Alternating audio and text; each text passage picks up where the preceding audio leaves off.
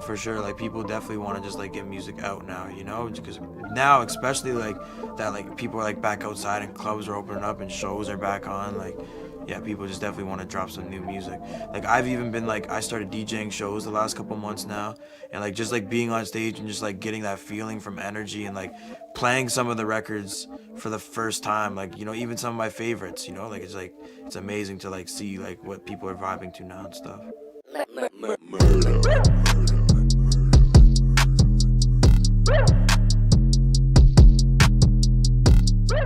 I don't feel like I'm the type of producer that just goes to like the same like 5 drum sounds. I like to experiment and switch things up. And if I make R&B, then all my recent files are R&B drums, and so I'm always kind of switching it up a little bit.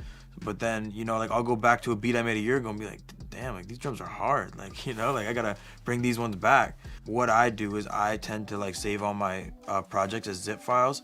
So you can just like open the zip and you can kind of like see like the drums that were used in that instead of just like opening the FLP and then like messing around with it and stuff. I used to do type beats all the time because I was trying to like gain traction to my name, because nobody knew who Murda Beatz was at the time, you know. So I was like doing like Chief Keef type beat when Chief Keef was hot. So then people would type in Chief Keef on YouTube and my beat would pop up and they would click it, you know. So it was just like driving traction to my YouTube channel and my name and my Twitter and my Facebook, and you know what I mean. I wasn't even really on Instagram at the time. My presets for Beatmaker definitely would have helped a lot. I just used to go on the internet and find like random drum kits and then kind of just figure it out myself, you know. I played drums like growing up and stuff, so I taught myself like music, you know. I didn't really like learn it from anybody, so I would like listen to the songs and I would just like play along to them. So it's kind of like the same thing when I started producing. I just like would listen to songs and I would like almost like replicate, you know what I mean? Like you know how they say like the best people can replicate things, you know.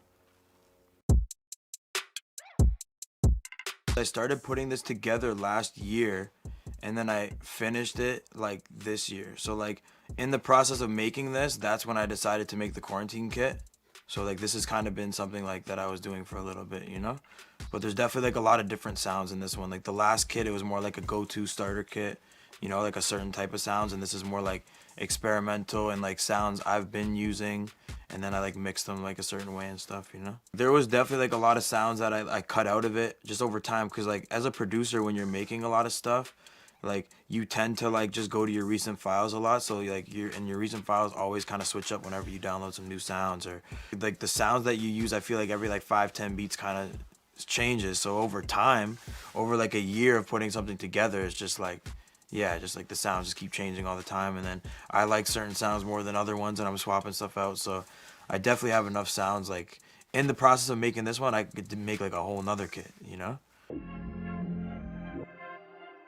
The way I pick sounds is definitely like a mixture of like if I'm listening to a melody or something, if like I'm like, okay, this drum sounds amazing with this, or like how it feels, you know what I mean? Mostly like how it feels.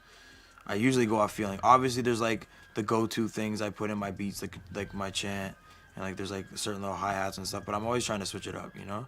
Because the sound of music constantly changes. I feel like it used to change like every like few years. Now I feel like it changes every 6 months, 6 to 8 months, you know.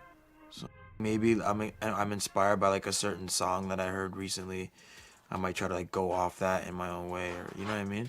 Like everything in music is inspired by something, you know what I mean. And that's what people.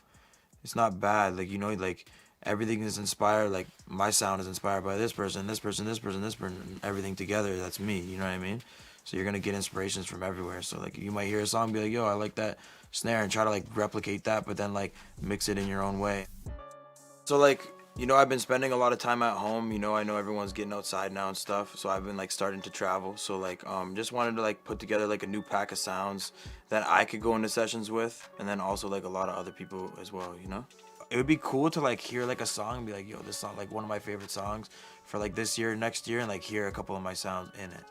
Like I was like very surprised like when the iced out kick from my last kick was like one of like the most downloaded kicks on Splice last year or something. I was like, damn, that's crazy, you know? Because, like, putting the kick together, I would have never thought that, you know? Or, like, picking the kicks, I would have never been like, yo, this kick is going to be the #1 most downloaded kick, you know? Like, so it's cool.